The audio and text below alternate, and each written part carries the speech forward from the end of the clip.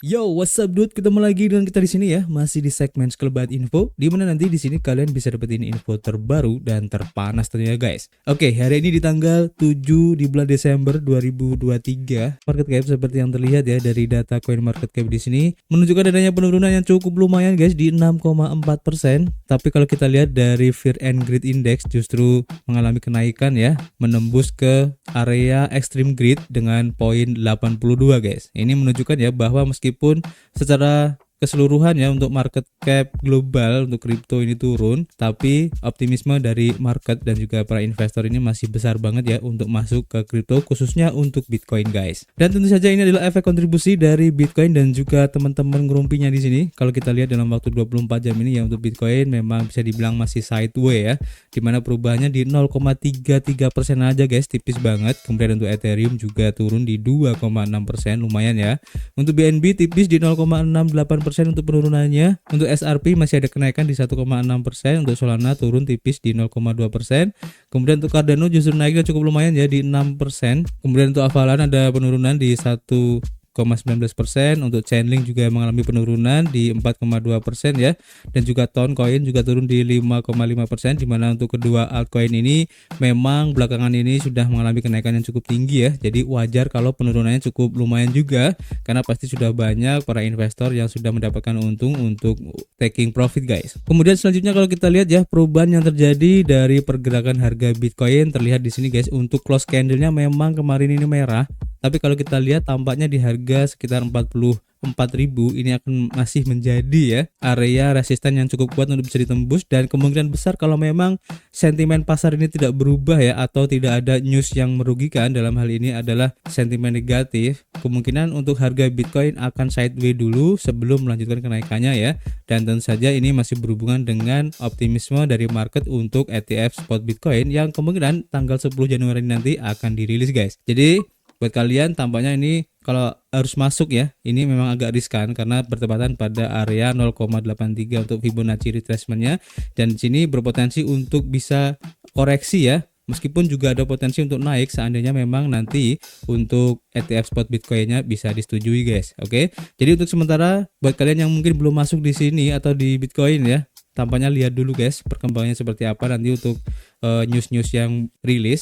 Dan untuk saran DCA mungkin kita rekomendasikan di harga sekitar 40.000 aja ya untuk lebih agresif, tapi kalau kalian memang sangat konservatif bisa tunggu di harga sekitar 38.000 aja. Oke, jadi itu untuk DCA-nya, dan kita langsung aja menuju ke informasi yang pertama guys. Kita lansir dari harian CoinDesk, dimana di sini diinformasikan ya bahwa pengakuan bersalah dari CZ ini diterima guys oleh hakim, dan di sini tapi belum diputuskan ya apakah pendiri dari Binance ini dapat pulang kampung guys. Jadi Changpeng Zhao mengaku bersalah karena melanggar undang-undang kerahasiaan bank bulan lalu ya. Seorang hakim federal menerima pengakuan bersalah dari pendiri Binance yaitu Changpeng Zhao atas satu tuduhan melanggar undang-undang kerahasiaan bank, tetapi belum mempertimbangkan apakah Zhao dapat kembali ke Uni Emirat Arab sebelum dia dijatuhi hukuman pada bulan Februari nanti. Hakim federal Richard Jones dari Pengadilan Distrik Amerika Serikat untuk Distrik Barat Washington menerima permohonan tersebut pada hari Rabu, lebih dari 2 minggu setelah Zhao dan Binance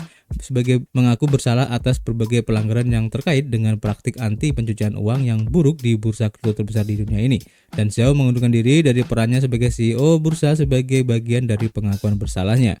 Hukuman saat ini dijadwalkan pada 23 Februari 2024 ya, di mana Zhao telah dibebaskan dengan jaminan sebelum tanggal tersebut, meskipun jaksa penuntut telah meminta agar dia tetap tinggal di Amerika Serikat selama masa hukuman. Pengacara pendiri Binance berpendapat bahwa Zhao tidak memiliki risiko melarikan diri dan harus diizinkan untuk kembali ke UEA, tempat keluarganya berada ya, hingga Februari nanti. Di bawah persyaratan pembebasan bersyarat saat ini, Zhao akan diizinkan untuk kembali, tetapi harus kembali ke Amerika Serikat 2 minggu sebelum dijatuhi hukuman.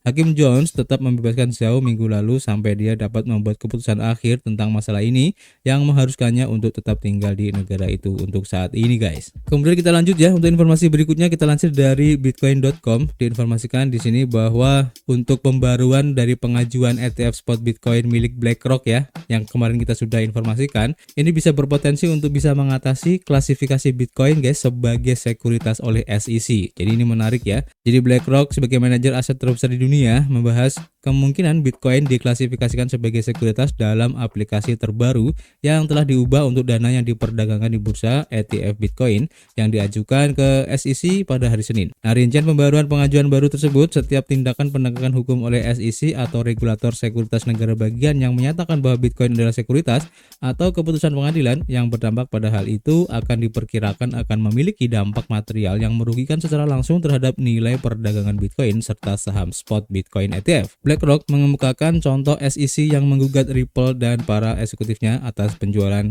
token XRP yang dulu ya, dan mengomentari peringatan BlackRock tentang kemungkinan Bitcoin dianggap sebagai sekuritas.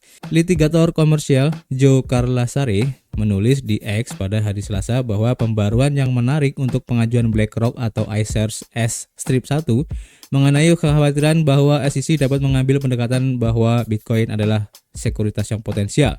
Tampaknya konyol, tetapi tampaknya SEC menginginkan bahasa itu ada di sana, katanya. Menanggapi pernyataan dari Carlasare ini bahwa SEC menginginkan peringatan ini dalam pengajuan, mantan kepala penegakan hukum internet SEC John Reed Stark berpendapat tentang X bahwa Joe mungkin benar di sini dan mengapa SEC berusaha payah meminta syarat seperti ini jika SEC berencana untuk menolak pengajuan tersebut. Dia juga menambahkan meskipun dia masih percaya bahwa kemungkinan 90% persetujuan untuk ETF spot Bitcoin SEC tampaknya agak acak, Joe adalah pengacara hebat yang mungkin tepat dalam analisisnya yang cermat dan teliti. Di sisi lain, tetap sulit untuk memprediksi tindakan SEC di balik pintu tertutup, guys. Dan menurutnya, mendukung ETF spot Bitcoin untuk ketua Gensler tidak hanya akan menjadi bukti penyerahan diri, tetapi juga tidak konsisten dengan perilaku dan praktiknya di banyak bidang lainnya, guys. Jadi kita nantikan aja update-update-nya ya untuk drama ETF spot Bitcoin ini. Karena ini cukup menarik untuk diikuti ya. Dan kita lanjut ke informasi berikutnya. Kita lansir dari harian Watch.Guru ya. Di sini diinformasikan bahwa Jamie Dimon akan menutup Bitcoin, guys, jika dia berada di pemerintahan. Jadi CEO dari JP Morgan yaitu Jamie Dimon mengatakan bahwa ia akan menutup Bitcoin dan kripto jika dia menjadi bagian dari pemerintahan Amerika Serikat. Dia menunjukkan argumen yang dibuat oleh Senator Elizabeth Warren bahwa penggunaan sebenarnya dari mata uang kripto adalah untuk membantu para penjahat, katanya, termasuk pengedar narkoba dan mereka yang menghindari pajak karena transaksinya yang instan dan nyaris tanpa nama, katanya.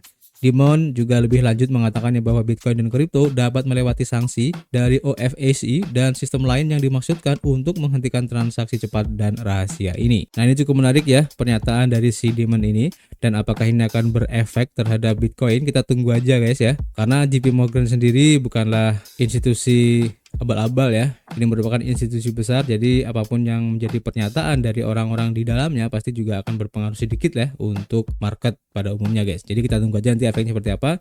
Dan kita lanjut ke informasi berikutnya ya. Kita lansir dari CryptoSlate dan ini berhubungan dengan update terbaru untuk handphone Saga milik Solana ya, seperti yang sudah kita informasikan dulu. Jadi penjualan smartphone untuk Solana yaitu Saga secara dramatis ini kurang memuaskan, guys, meskipun mendapat ulasan yang positif. Jadi Solana Saga mengalami kesulitan dalam penjualan tetapi tidak gagal ya dalam hal kepuasan pengguna. Ini kata Anatoly Yakovenko ya, yang merupakan salah satu pendiri dari Solana Labs, menanggapi penjualan smartphone perusahaannya yang mengecewakan dalam sebuah wawancara dengan Unchained Crypto pada 5 Desember kemarin. Nah, perusahaan tersebut meluncurkan smartphone Android-nya ya yang bernama Saga pada Juni 2022 dan meluncurkan perangkat tersebut pada tahun 2023, di mana perusahaan bertujuan untuk menyediakan perangkat yang disesuaikan dengan Web3 kepada pengguna. Dan secara khusus, mereka menjanjikan toko aplikasi yang terpisah dari toko aplikasi Google dan Apple untuk membypass kebijakan cryptocurrency yang ketat dari perusahaan-perusahaan tersebut, guys. Nah, dalam wawancara tersebut ya, pembawa acara Laura Shane menyoroti penjualan Saga yang mengecewakan, mencatat bahwa hanya 2.500 ponsel saja, guys, yang terjual. Nah, meskipun penjualannya rendah, Yakovenko menggambarkan umpan balik yang positif. Yakovenko juga menambahkan bahwa Solana percaya bahwa mereka harus mencapai 25.000 hingga 50.000 penjualan sebelum pengembang lain merasa terdorong untuk mengirimkan aplikasi, guys. Mengenai apakah Solana akan terus maju dengan perangkat seluler, Yakovenko menyeratkan ya bahwa kebutuhan akan produk semacam itu semakin berkurang, dan dia mencatat bahwa sejak pertengahan tahun 2022 aplikasi web progresif telah mengurangi kebutuhan akan perangkat dan aplikasi khusus. Jadi intinya untuk penjualan dari HP Saga dari Solana ini, kalau menurut saya pribadi ya, sebenarnya kayaknya nih ya, pencinta kripto tuh tidak butuh-butuh banget ya untuk menggunakan hardware ataupun perangkat keras seperti handphone kayak gini untuk melakukan transaksi. Dan memang sebenarnya tujuannya bagus untuk menghindari aturan-aturan yang ketat ya dari pihak ketiga, tapi tampaknya pecinta kripto tidak terlalu keberatan ya dengan hal itu, dan ini mungkin yang menjadi penjualan handphone Saga ini kurang memuaskan ya dari jumlah handphone yang terjual, guys. Jadi kita tunggu aja kira-kira apakah penjualan dari handphone Saga milik Solana ini akan bisa meroket lagi atau memang ini sudah mentok, guys, dan tidak bisa naik lagi, guys. Oke, nanti kita akan update lagi. Dan untuk informasi hari ini cukup ya. Dan seperti biasa, guys, kita masih menunggu kritik dan saran kalian di kolom komentar. Nanti kita bisa ngobrol banyak di dalamnya ya. Dan tentu saja, guys, kita akan ketemu lagi di informasi berikutnya. Peace.